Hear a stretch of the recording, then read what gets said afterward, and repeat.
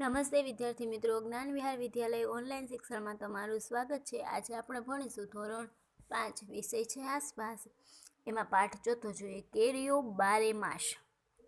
કેરીઓ તો તમે ખાધી જશે, તમને ભાવતી જશે, એના વિશે જોવાનું છે। ચાલો તો વાહ હર્ષ, તારા ટિફિનમાં પૂરણપોળી છે। ક્રિપલ, કોણ બોલે છે? ક્રિપલ। નીચે તમને આપ્યું છે, જો ક્રિપલ કરીને। એ શું કહે છે કે વાહ હર્ષ, તારા ટિફિનમાં પૂરણપોળી છે। પછી હે, આજે ક્રિપલ બટાટાનું શાક લાવી છે। એ કોણ કહે છે? હર્ષ કહે છે કે આજે ક્રિપલ શેનું શાક લાવી છે? તો કે બટાટાનું શાક લાવી છે। પછી મારી પાસે ભીંડા છે, રુચિ કહે છે। મારી પાસે શું છે? તો કે ભીંડા છે। ત્યાર પછી હર્ષ કહે છે અરે ક્રિપલ, મને લાગે છે કે તારા બટાટાનું શાક બગડી ગયું છે। તો કહે છે ક્રિપલ, મને એવું લાગે કે તારા બટાકાનું શાક બગડી ગયું છે। પછી રુચિ, તું એ ખાઈશ નહીં, તું બીમાર પડી જઈશ, લે તું આ થોડા ભીંડા લઈ લે। તો શું કહે છે રુચિ ક્રિપલ કે તું એ ખાઈશ નહીં, નકર બીમાર પડી જઈશ, બટાકાનું શાક બગડી ગયું છે એટલે તું આ થોડો ભીંડો લઈ લે। ચર્ચા કરો। હર્ષને કેવી રીતે ખબર પડી કે બટાટાનું શાક બગડી ગયું છે? તો બટાટાના શાકમાંથી અલગ પ્રકારની વાસ આવતી હોવાથી તથા તેના પર ફૂગ બાજેલી જોઈને હર્ષને ખબર પડી ગઈ કે બટાકાનું શાક બગડી ગયું છે। પછી તમે કોઈ ખોરાક ક્યારે બગડતો જોયો છે? તમને કેવી રીતે ખબર પડી કે એ બગડી ગયો છે? તમે કોઈ ખોરાકને એમ કે બગડતો જોયો છે ને તમને કેવી રીતે ખબર પડે છે કે ખોરાક બગડી જ ગયો છે? તો કહેશું કે હા, મેં ઘણીવાર ઘરમાં પડેલો ખોરાક જોયો છે। જ્યારે ખોરાકમાં ઉપરના ભાગે સફેદ તંતુઓ દેખાય, ખરાબ વાસ આવે અને થોડો ચાખવાથી સ્વાદ બદલાયેલો જણાય, ત્યારે આપણને એમ થાય કે ખોરાક બગડી ગયો છે। પછી એને નીચે રુચિએ ક્રિપલને બટાટાનું શાક ખાવાની ના પાડી, જો તેણે તે ખાઈ લીધું હોત તો શું થાત? રુચિએ ક્રિપલને બટાટાનું શાક ખાવાની ના પાડી, જો એને ખાઈ લીધું હોત તો શું થાત? તો રુચિએ ક્રિપલને બટાટાનું શાક ખાવાની ના પાડી કારણ કે બટાટાનું શાક બગડી ગયું હતું। જો ક્રિપલ બગડી ગયેલ બટાટાનું શાક ખાત તો તેને પેટમાં ચૂક આવત અને ઝાડા ઉલટી થઈ જાત અને તે બીમાર પડી જાત। માટે રુચિએ શું કર્યું? બટાટાનું શાક ખાવાની ના પાડી। પછી જોઈએ લખો, તમારા રસોડામાં જુઓ અને ખોરાકના નામ લખો કે જે 2-3 દિવસમાં બગડી શકે। 2-3 દિવસમાં બગડી શકે તેવો ખોરાક, તો કે દૂધ, બ્રેડ, રાંધેલો ખોરાક ને લીલા શાકભાજી કે કેળા 2-3 દિવસમાં બગડી જાય। પછી 1 અઠવાડિયા સુધી રાખી શકાય તેવો ખોરાક, 1 અઠવાડિયા સુધી શું રાખી શકાય? તો કે 1 અઠવાડિયા સુધી બટાટા, ડુંગળી, કેક, સફરજન, મીઠાઈ વગેરે જેવા 1 અઠવાડિયા સુધી રાખી શકાય। પછી જે 1 મહિના સુધી બગડે નહીં, તો કે અથાણું, લોટ, ખાંડ, તેલ, ઘી વગેરે 1 મહિના સુધી બગડે નહીં। પછી ત્યાર પછી જો તમારા મિત્રની યાદીને જુઓ અને વર્ગમાં ચર્ચા કરો। મિત્રોની યાદીને જોવાની છે અને વર્ગમાં ચર્ચા કરવાની છે। તો કે મારી અને મારા મિત્રની યાદી લગભગ સરખી જોવા મળી છે। પછી શું તમારી યાદી બધી ઋતુઓમાં સરખી જ હશે? શું બદલાવ હશે? તો બધી ઋતુમાં આપણી યાદી સરખી જ છે, એ જોવાનું કે એમાં કાંઈ બદલાવ આવે છે? તો કહેશું કે ના, મારી યાદી બધી ઋતુઓમાં સરખી ન હોય, બદલાતી રહે છે। ગરમી અને વર્ષા ઋતુમાં ખાવાનું જલ્દીથી બગડી જાય છે, પરંતુ ઠંડી ઋતુમાં ખાવાનું જલ્દીથી બગડતું નથી। જ્યારે તમારા ઘરે ખાવાનું બગડી જાય છે ત્યારે તમે શું કરો છો? તો મારા ઘરે ખાવાનું બગડી જાય તો અમે તેને માટીમાં ખાડો કરી દાટી દઈએ છીએ અથવા કચરા પેટીમાં નાખી દઈ। પછી દાદીએ બ્રેડ પાછી આપી દીધી। હર્ષના દાદી બજારમાં બ્રેડ લેવા ગયા હતા। દુકાનમાં ખૂબ જ ભીડ હતી। દુકાનદારે બ્રેડનું પેકેટ લીધું અને દાદીને આપ્યું। તેમણે પેકેટને જોયું અને તરત જ પાછું આપી દીધું। તો આવું કેમ એ જોવાનું છે। તો એમાં પહેલું જોઈએ, આપેલા બ્રેડના પેકેટના ચિત્રને જુઓ અને અનુમાન કરો। આપેલા બ્રેડનું પેકેટ જોવાનું છે ને એના ઉપરથી અનુમાન કરવાનું છે। દાદીએ તે કેમ પાછું આપી દીધું? તો દાદીએ પેકેટ ઉપર જોયું કે તેની વાપરવાની તારીખ વીતી ગઈ હતી, તેથી દાદીએ તે પેકેટ પાછું આપી ગયું, કારણ કે તેની વાપરવાની તારીખ વીતી ગઈ હોય તે પછીનું ન વપરાય, ખાવામાં ન ઉપયોગ લેવાય એટલા માટે. પછી તેમને કેવી રીતે ખબર પડી કે બ્રેડ બગડી ગયેલ છે? દાદીએ બ્રેડ પર પેક કર્યાની તારીખ અને વાપરવાની તારીખ જોઈ.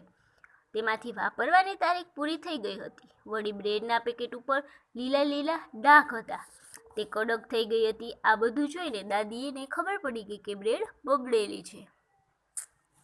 પછી શોધી કાઢો. 2-3 ખોરાકના પેકેટને સાવચેતીપૂર્વક જુઓ. એમાં પેકેટ પર લખેલી વિગત પરથી આપણે શું જાણી શકીએ છીએ? પેકેટ ઉપર જે વિગત લખેલી હોય એના ઉપરથી આપણે શું જાણી શકીએ તે જોવાનું. તો પેકેટમાં રહેલી વસ્તુ કે પદાર્થ ક્યારે બનાવવામાં આવ્યો છે તેની તારીખ અને વર્ષ જાણી શકીએ આપણે. પછી વસ્તુની કિંમત જાણી શકીએ. પેકેટની વસ્તુ કે પદાર્થનો ક્યાં સુધી ઉપયોગ કરી શકાય તેની તારીખ અને વર્ષ પણ જાણી શકીએ આપણે. પછી પેકેટ પર વસ્તુ કે પદાર્થના વજનની વિગત એ પણ જાણી શકીએ આપણે. પછી પેકેટની વસ્તુ કે પદાર્થ બનાવવા માટે કઈ વસ્તુઓનો ઉપયોગ થયો છે તેની વિગત પણ લખેલી હોય એટલે એ પણ જાણી શકીએ આપણે. પછી જ્યારે તમે બજારમાંથી કંઈ ખરીદો છો ત્યારે પેકેટ પર તમારે શું જોવું અથવા તો વાંચવું જોઈએ? આપણે જ્યારે વસ્તુ બજારમાંથી ખરીદી ત્યારે એ પેકેટ ઉપર શું વાંચવું જોઈએ એમ. તો પેકેટની વસ્તુ ક્યારે બની છે તેની તારીખ કે માસ અને વર્ષ એ જાણવું જોઈએ. વસ્તુની કિંમત કેટલી છે એ પણ જાણવું જોઈએ. વસ્તુનું કુલ વજન કેટલું છે એ પણ જાણવું જોઈએ. વસ્તુ ક્યાં સુધી વાપરી શકાય તેની તારીખ કે માસ અને વર્ષ એ પણ જાણવું જોઈએ. પછી વસ્તુ કયા પદાર્થોની બનેલી છે અને ઉત્પાદક તથા બ્રાન્ડનું નામ એ બધી વિગતો આપણે જાણવી જોઈએ. ત્યાર પછી જોઈએ ખોરાક કેવી રીતે બગડે છે. આખો વર્ગ આ પ્રયોગ કરી શકે છે. બ્રેડ અથવા રોટલીનો ટુકડો લો, તેના પર થોડા પાણીના ટીપા છાંટો અને તેને ડબ્બામાં મૂકો. ડબ્બાને બંધ કરો. જ્યાં સુધી તમને બદલાવ જોવા ન મળે ત્યાં સુધી રોજ બ્રેડ અથવા રોટલી જોતા રહો. આ કોષ્ટક ચાર્ટ પેપર પર બનાવ્યો અને વર્ગખંડમાં મૂકો. દરરોજ બદલાવ જોયા પછી કોષ્ટકમાં નોંધો. આપણે શું કરવાનું છે? એક પ્રયોગ.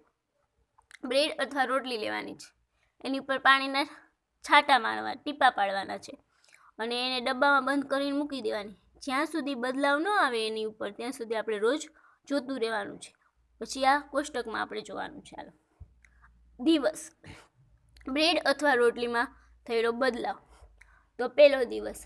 અડી તો કેવું લાગે? મુલાયમ અને પોચી લાગે. સૂંઘી તો પહેલા દિવસે સૌ સામાન્ય એવું લાગે અને બિલોરી કાચની મદદથી જોઈ તો કોઈ પરિવર્તન ન હોય એવું લાગે અને રંગ પરથી કોઈ પરિવર્તન નહીં હોય. પહેલા દિવસે આપણે જોઈ એટલે આવું બધું થાય. પછી બીજા દિવસે તો કે વચ્ચેથી પોચી, કિનારીઓ થોડી કડક, એવી અડી એટલે એવી લાગે અને સૂંઘી તો કેવી લાગે? તો કે સામાન્યથી થોડોક ફેરફાર લાગે, સાવ સામાન્ય એવી ન લાગે. પછી બિલોરી કાચની મદદથી જોઈ તો કેવું થાય? તો કે કિનારીઓમાં થોડો બદલાવ જોવા મળ્યો અને રંગ પરથી તો કે રંગમાં સામાન્ય ફેરફાર જોવા મળે છે. બીજા દિવસે આવું થાય. પછી ત્રીજા દિવસે જોઈએ તો અડી તો કેવું થાય? તો કે વચ્ચેથી પોચી, કિનારીઓ વધુ કડક. બીજા દિવસે અડી તો એવું જ લાગે. પછી સૂંઘી તો કે વાસી ગંધ આવે. પછી બિલોરી કાચથી મદદથી જોઈ તો ત્રીજા દિવસે તો કે કિનારીઓ થોડીક વળેલી અને વચ્ચેના ભાગે કરચલીઓ પડેલી દેખાય ત્રીજા દિવસે બિલોરી કાચમાંથી. અને એનો રંગ કેવો થઈ જાય? તો કે થોડોક સફેદ રંગ જોવા મળ્યો. ત્રીજા દિવસે આવું થયું. પછી હવે ચોથા દિવસે જોવાનું છે આપણે. કિનારીઓ કડક, વચ્ચેથી પણ થોડીક કડક. શું કિનારીઓ પણ કડક હોય ને વચ્ચેથી પણ થોડીક કડક લાગે. સૂંઘી તો કેવું થાય? તો કે ભેજવાળી ગંધ આવે. અને ચોથા દિવસે બિલોરી કાચની મદદથી જોઈ તો કે કિનારીઓ ચીમડાયેલી અને વચ્ચે વધુ કરચલી અને સફેદ ફૂગ જોવા મળે. ચોથા દિવસે બિલોરી કાચમાં આવું જોવા મળે અને એનો રંગ ચોથા દિવસે ફૂગવાળો વધુ સફેદ રંગ જોવા મળે. હવે 5મા દિવસે એને અડવાની છે. કિનારીઓ વધુ કડક, વચ્ચેનો ભાગ પણ કડક જોવા મળ્યો. કિનારીઓ વધુ કડક, વચ્ચેનો ભાગ કડક જોવા મળ્યો. અડી એટલે એવું થયું. પછી સૂંઘ્યું તો ખરાબ ગંધ એકદમ. પછી બિલોરી કાતથી જોયું 5મા દિવસે, બ્રેડની વચ્ચે અને તેની આજુબાજુ સફેદ. પછી એનો રંગ તો કે બદામી રંગ સફેદ તાંતણાવાળું જોવા મળ્યું. અને છેલ્લા દિવસે 6ઠા દિવસે જોઈ, અડી તો કિનારીઓ અને તેની આજુબાજુ વધુ કડક, વચ્ચેનો ભાગ ખરબચડો સાવ થઈ જાય. સૂંઘી તો વધુ ખરાબ ગંધ આવે. અને બિલોરી કાતથી જોઈ તો બ્રેડની વચ્ચેના ભાગે ફૂગ જોવા મળી. ફૂગના સફેદ તાંતણા જોવા મળ્યા. કિનારીઓ વધુ કડક અને વળેલી જોવા મળી. એનો રંગ સાવ કેવો થઈ ગયો તો બદામી રંગ, ઘણા બધા ભાગોમાં સફેદ થયેલો જોવા મળ્યો. આવું બધું 6 દિવસમાં પરિવર્તન જોવા મળે.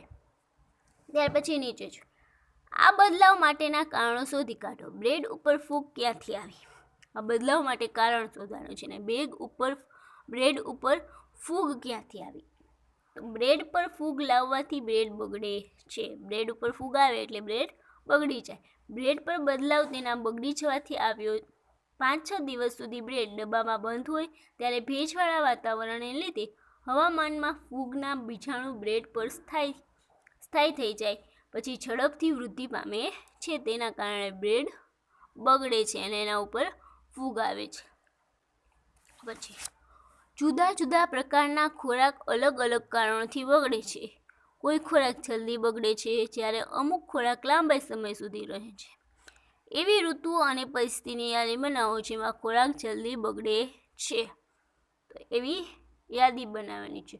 ખોરાક જલ્દી બગડે તો ઉનાળામાં દૂધ જલ્દી બગડે છે. તમે જોયું છે, ઉનાળામાં દૂધ જલ્દી બગડી જાય. વળી તેને સારી રીતે ગરમ કરવામાં ન આવે તો એ જલ્દી બગડવાનું સંભાવના જાજી રહે છે બગડવાની. ભોજનને ઢાંકીને તેમજ ઠંડકમાં ન રાખવામાં આવે તો જલ્દી બગડી જાય છે ઉનાળામાં. પછી લીલા શાકભાજીને ફ્રીજમાં રાખવાને બદલે ગરમ તાપમાનમાં રાખવાથી જલ્દી બગડી જાય છે. પછી અથાણું ચોમાસામાં ભેજવાળા વાતાવરણમાં જલ્દી બગડે છે. અનાજ અને કઠોળ ચોમાસામાં ભેજવાળા વાતાવરણમાં જલ્દી બગડે છે. ત્યાર પછી જોઈએ, નીચે કેટલાક ખોરાકના ઉદાહરણો આપેલા છે અને થોડી સાદી પદ્ધતિઓ આપી છે જેનાથી તે ખોરાક 1-2 દિવસ સારા રહી શકે. સાચા જોડકા જોડો. જોડકું જોડવાનું છે તમારે. તો દૂધ, ખોરાક દૂધ છે તો એ જલ્દી સારી રીતે રહી શકે ને કેવી રીતના બોલો? તો દૂધને શું કરીએ આપણે? ઉકાળવું પડે. ગરમ કરી છે એટલે દૂધ ક્યાં આવશે? ત્રીજું જુઓ, ઉકાળવું લખ્યું છે ત્યાં આવશે. પછી ભાત તો વાટકામાં મૂકો અને તે વાટકો પાણી ભરેલા વાસણમાં રાખો એટલે 1-2 દિવસ સારા રહી શકે. પછી લીલા ધાણા ભીનાશવાળા કપડામાં વીંટાળીને રાખો તો પણ સારા રહી શકે. ડુંગળી અને લસણ તેને સૂકી અને ખુલ્લી જગ્યામાં રાખો એટલે બગડવાની સંભાવના ઓછી રહેશે. પછી ઉનાળાની મિજબાની કેરીના પાપડ. અહીંયા જોઈએ, અલ્પેશ અને મહેન્દ્ર ગુજરાતના જૂનાગઢમાં રહે છે. બંને ભાઈઓ ઉનાળાની રજાઓ આંબાવાડીમાં જ્યારે આંબા કેરીઓથી લચેલા હોય ત્યાં વિતાવતા હતા. તેઓને કાચી કેરીઓ મીઠા અને મરચાં સાથે પણ ખાવી ગમતી હતી. ઘરે તેમની માતા કાચી કેરી કંઈક અલગ પ્રકારની રાંધતી હતી. તે ઘણા પ્રકારના કેરીના અથાણાં પણ બનાવતી હતી. અથાણાં કેરીની બીજી ઋતુ આવે ત્યારે સુધી સારા રહેતા હતા. એક સાંજ જ્યારે જમતા હતા ત્યારે મહેન્દ્રએ પૂછ્યું, માં, આપણી પાસે કેટલી બધી કેરીઓ છે, થોડી કેરીના પાપડ બનાવો. તેમના પિતાએ કહ્યું, કેરીના પાપડ બનાવવામાં 4 અઠવાડિયાની સખત મહેનતની જરૂર પડે છે. જો તમે બંને 4 અઠવાડિયા સુધી દરરોજ અમને મદદ કરવાનું વચન આપો તો આપણે ભેગા મળીને કેરીના પાપડ બનાવી શકીએ. બંને ભાઈઓ મદદ કરવા માટે તરત જ માની ગયા. બીજા દિવસે બંને ભાઈ પિતા સાથે બજારમાં ગયા. તેઓ તાડના ઝાડના પાંદડાથી વણેલ ચટાઈ, નીલગિરીના ઝાડના થાંભલા, નાળિયેરની છાલમાંથી બનેલી દોરીઓ, થોડો ગોળ અને ખાંડ ખરીદી લાવ્યા. માએ પરસાળમાં તડકાવાળી જગ્યાએ શોધી. બંને ભાઈઓએ થાંભલાની મદદથી ઊંચો માંચડો બનાવ્યો. તેઓએ તે ચટાઈ માંચડા પર ફેલાવીને બાંધી દીધી. બીજા દિવસે પિતાએ સરસ પાકેલી કેરીઓ પસંદ કરી. તેમણે એ કેરીઓનો માવો કાઢી એક મોટા વાસણમાં લીધો. પછી તેમણે કેરીના માવામાંથી રેસા જુદા કરવા માટે તેને પાતળા બારીક સુતરાઉ કાપડની મદદથી ગાળ્યો. પછી અલ્પેશે ગોળને તેમાં ગાંઠ કે ગઠ્ઠા ન રહી જાય ત્યાં સુધી વાટ્યો. તેઓએ ગોળ અને ખાંડ એકસરખા પ્રમાણમાં માવામાં ભેગા કર્યા. જો તમને બતાવે છે ચિત્રમાં બધું. પછી મહેન્દ્રએ ગોળ અને ખાંડ મોટા ચમચાથી હલાવીને ભેગા કર્યા. માએ પછી તે માવો ચટાઈ ઉપર પાતળું થર કરી પાથર્યું. પાતળું થર સૂર્યપ્રકાશમાં સુકાવા માટે મૂકવામાં આવ્યું. સાંજે તેઓએ ચટાઈ ઉપર ધૂળ ના પડે તે માટે સાડી ઢાંકી દીધી. બીજા દિવસે તેમણે ફરી થોડો કેરીનો માવો લીધો. માવામાં તેમણે ગોળ અને ખાંડ ઉમેર્યા. પછી તેમણે તે માવો આગલા દિવસના થર પર પાથર્યો. બંને ભાઈઓને આ કામ આપવામાં આવ્યું. બંનેએ સાથે મળી ઘણા થર એકની ઉપર એક પાથર્યા. આગળના 4 અઠવાડિયા વરસાદ ના પડે એવી તેઓ આશા રાખતા હતા. 4 અઠવાડિયા સુધી તેમણે થર ઉપર થર કર્યા, જ્યાં સુધી તે થર 4 સેમી જાડું ન થયું અને સોનેરી કેક જેવું લાગવા લાગ્યું. થોડા દિવસ પછી માએ કહ્યું, કેરીના પાપડ તૈયાર છે. આપણે તેને કાઢીને કાલે ટુકડાઓમાં કાપીશું. બીજા દિવસે ચટાઈ માંચડા પરથી નીચે લગાવવામાં આવી. કેરીઓના પાપડના નાના ટુકડા કર્યા. બંને ભાઈઓએ તે ચાખ્યા. તે સ્વાદિષ્ટ હતા. મહેન્દ્રએ કહ્યું, વાહ, કેટલું સ્વાદિષ્ટ! આપણે પણ આ બનાવવામાં મદદ કરી હતી. પછી નીચે લખો. કેરીના માવામાં ગોળ અને ખાંડ ભેળવી તેને તડકામાં શા માટે સૂકવવામાં આવ્યો? તો કહેશે, કેરીના માવામાં ગોળ અને ખાંડ ભેળવી તેના પ્રવાહીને તડકામાં સૂકવવાથી તેમાંથી પાણી દૂર થાય છે. આથી ઘન સ્વરૂપમાં તેનો એકસરખો થર જામે. તડકે સૂકવવાથી ભેજ વગરના કેરીના પાપડ લાંબા સમય સુધી બગડતા નથી. આથી તેને તડકે સૂકવવામાં આવ્યો. પછી નીચે, પિતાએ કેરીના પાપડ બનાવવા સૌથી પહેલા પાકી કેરીઓ કેમ પસંદ કરી? તો કેરીના પાપડ ગળ્યા સ્વાદવાળા બનાવવા માટે પાકી કેરીના માવાની જરૂર પડે છે. તેથી પિતાએ સૌપ્રથમ પહેલા પાકી કેરીઓ પસંદ કરી. બંને ભાઈઓએ કેરીના પાપડ કેવી રીતે બનાવ્યા તેના માટે તેમણે શું કર્યું તે મુદ્દાસર લખો. તો કેરીના પાપડ બનાવવા માટે સૌપ્રથમ બંને ભાઈઓએ પિતા સાથે બજારમાં જઈને માંચડા બનાવવા માટે ચટાઈ, નીલગિરી ઝાડના થાંભલા અને દોરીઓ લગાવ્યા. વળી ગોળ, ખાંડ ખરીદી લાવ્યા. પછી માંચડા પર ચટાઈ પાથરી બાંધી દીધી. કેરીઓમાંથી માવો કાઢવા લાગ્યા. એવું બધું કરવા લાગ્યા. મિશ્રણ કર્યું, ચમચાથી હલાવ્યું, ફેરવ્યું, એક ઉપર એક થર દેવા લાગ્યા. જ્યાં 4 સેમી સુધીનું જાડું ન થયું સોનેરી જેવું ત્યાં સુધી થર દીધો.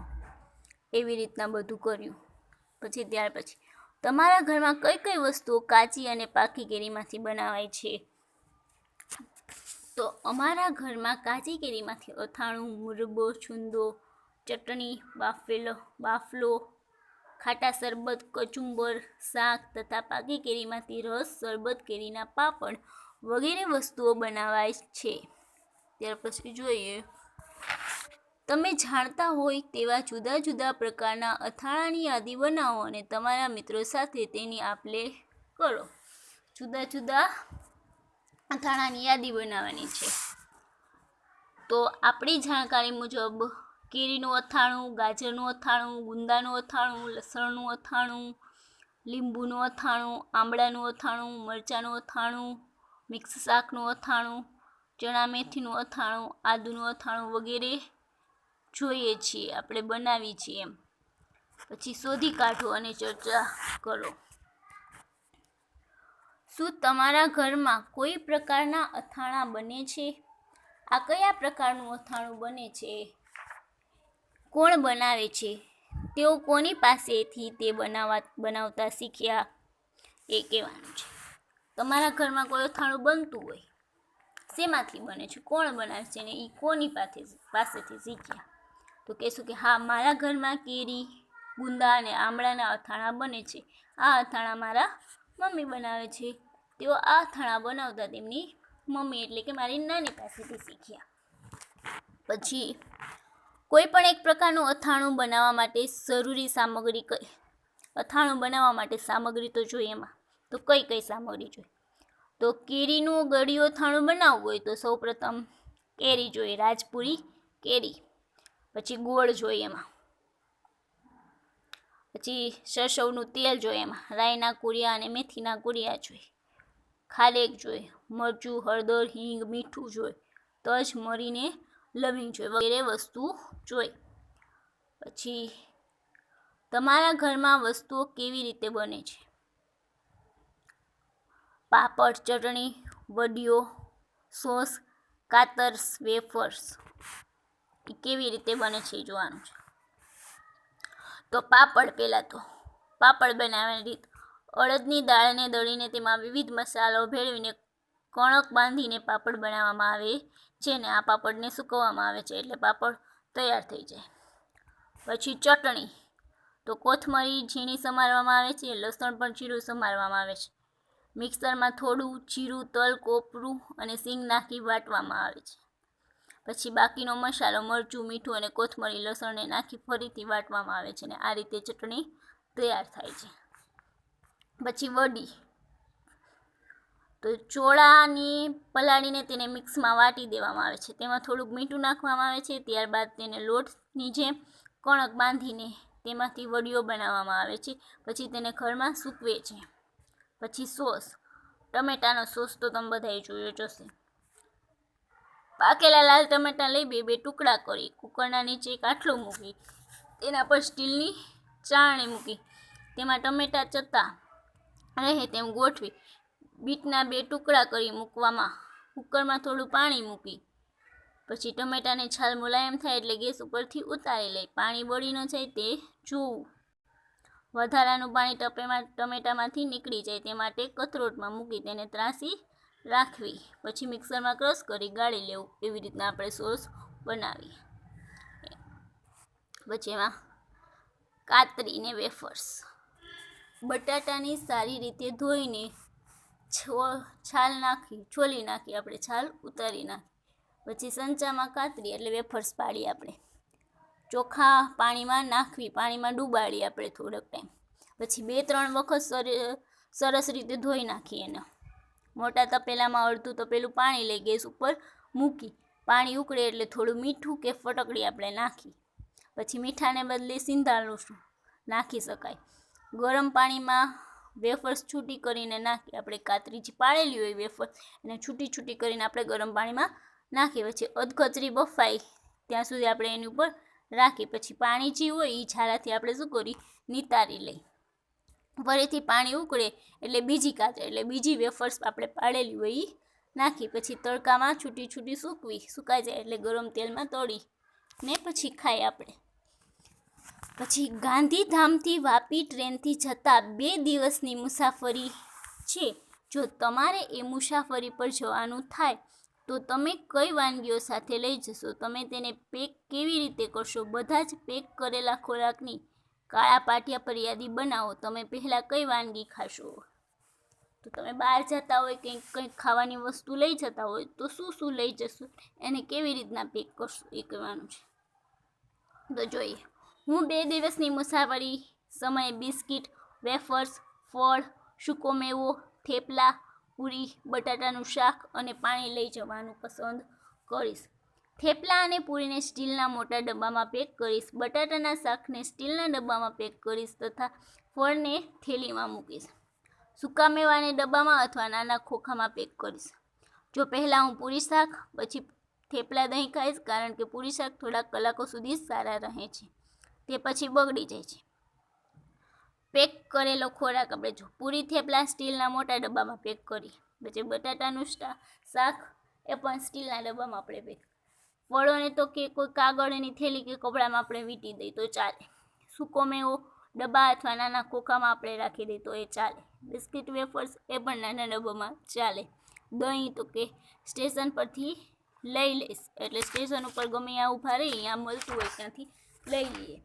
એવી રીતના બધું પેક કરે. આપણે શું શીખ્યા?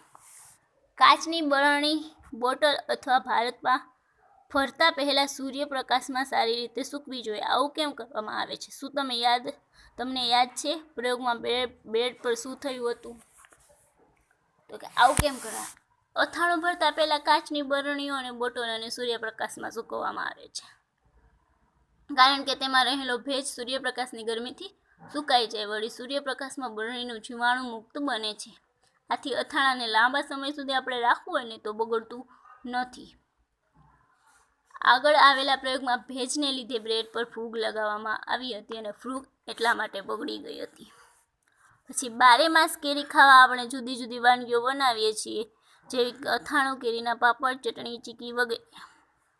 બીજી વસ્તુની યાદી બનાવો જેમાંથી બનાવેલી વાનગીઓની મજા આપણે આખું વર્ષ માણી શકીએ.